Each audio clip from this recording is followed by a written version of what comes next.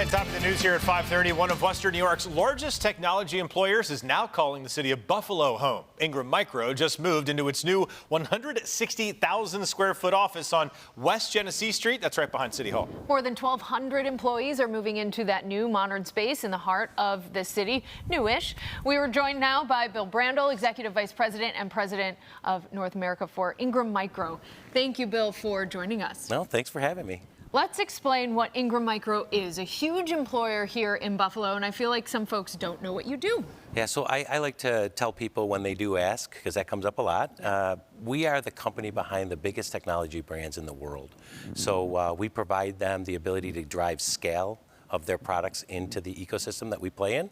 So really from procurement to deployment, we play a pivotal role in driving their agenda and their goals, and collectively we all win. We thanked you for being here on our set to talk about this big move. Of course, the city and especially Mayor Sean Ryan thanking Ingram Micro for making this pivotal, critical. I don't think I can be melodramatic enough about the decision to bring thousands of employees back to downtown Buffalo. Walk me through how the company decided to bring people back downtown.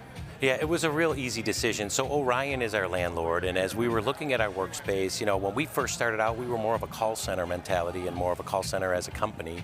We've truly evolved to a technology solutions company, and that means that we have to work differently. And I think having access to this beautiful space, we were able to design it in a way that really it's now built for the way people need to work today in that type of an environment. So we were able to add things like collaboration spaces and quiet areas and hoteling.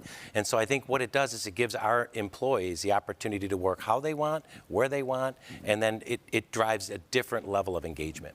For folks who don't know, the building we're talking about is that old Blue Cross Blue Shield building, and it sounds like you've done a decent amount of work inside, and there are 2 restaurants there as well. Talk a little bit about some of that work beyond what you just mentioned, and then the restaurants that people are really excited for that you don't have to work there to go. No, it's fantastic. So Chef J.J. Richard is actually a Buffalo guy who's been around. He's had several restaurants in the area, like Smoke on the Water and Torched. So he's quite an amazing chef, and he actually drives a 716 menu, which is super exciting. It's something I'm excited about, and I know the rest of the team is. But he has a cafe on the first floor that anyone is welcome to, and then of course the restaurant during the day. And if I would say one thing about what I've had so far, this chicken sandwich he makes is next level. Incredible. Nice. Yeah, it's fantastic. All right, so the city obviously very happy about this. Sean Ryan participated in the ceremonial ribbon cutting that we just saw before. What has the response been like from, I guess, the Sean Ryan administration, but also others in the city? They have to be happy as well. I have to tell you, Mayor Ryan was an amazing, he's an amazing guy. I'm going to tell you, I really like his energy. I think he really wants to make a difference in the city. And I think being able to work so close together, we're gonna actively try to drive engagement down in the city, because look, we get to bring a lot of customers and vendors. They walk through our doors every single day, and being able to showcase and highlight our beautiful city and let them see the architecture, the restaurants, the cultural centers. I mean, we have a lot to offer in Buffalo that people just don't see. And so they're coming from all over. They're coming from all over the U.S. as well as from Canada. So I think we're really going to be able to show up differently now. Nice. What is the workplace model in terms of people working from home or working in the building that you guys have set up right now? Certainly. So we, during COVID, like everyone, we had a full remote policy, and then after everything settled down, we were able to pull our teams back. So what we do is we leverage the whole week, but our teams have the flexibility to pick 3 days they want to be in the office. So between Monday and Friday, they pick 3 days they want to be in, and that's really it. Then you have 2 days you get to work remote and you know, still get a little bit of that flexibility in your life. And I think so far it's been a great balance for us. I won't ask you to speak for every business out there, but boy, Bill, it sounds like Ingram Micro has really figured out that sort of balancing act to have giving their employees the flexibility, but also keeping them in the office. Do you see the pendulum perhaps swinging back the other way here from, you know, the 100% full remote to now more businesses jumping back on this kind of balanced hybrid model? I do see it, and if I even look at local businesses here in Buffalo, we're seeing it with M&T Bank and Delaware North, right?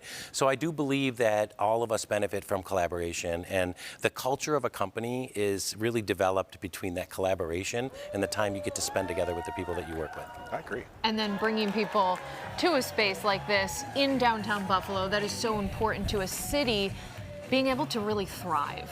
I agree. And having all of our team down and having them, I think Fridays are going to be a pretty popular day if I'm a betting man, because I believe that to take advantage of everything the city offers on the weekend, is, coming to the weekend, is going to be phenomenal. Especially in the summer in downtown Buffalo, I believe, when a lot is going on down there. You guys were currently in the office space out in, it was an Amherst that occupied that. What happens to that building? So I believe Orion is currently looking for a new tenant. Like I say, Williamsville was an amazing partner to us for all the years we were there, and we're going to miss aspects of being out there for sure.